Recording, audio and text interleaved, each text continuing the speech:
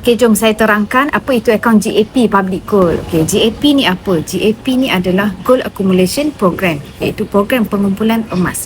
Secara asasnya adalah akaun emas Skep Public Gold ni dia sama saja macam akaun bank, cuma beza dia adalah di bank kita simpan dalam bentuk duit.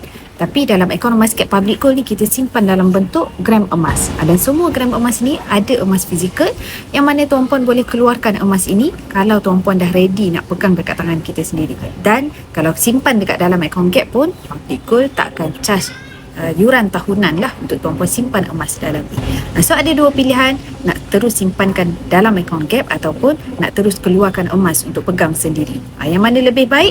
Pesan mentor saya, emas yang terbaik adalah emas yang kita pegang dekat tangan kita sendiri. Sebab tu pesan mentor, beli emas mesti dapat emas. Cuma akaun Gap ini adalah kita jadikan sebagai transit emas kita sahaja sebelum kita cukup kumpul emas yang lebih besar. Sebab di akaun emas Gap ni kita boleh mula serendah RM100 dan nanti kita kumpul sampai gram emas kita dah banyak dan boleh keluarkan. Contoh kalau kita nak beli 10 dinar 42.5 gram, harganya hari ini sudah pun RM20,000. Kalau kita tak mampu nak dapatkan RM20,000 terus, kita kumpul sikit-sikit dalam akaun emas Gap ni, cukup saja sampai 42.5 gram, boleh keluarkan emas tu dan pegang dekat tangan kita sendiri.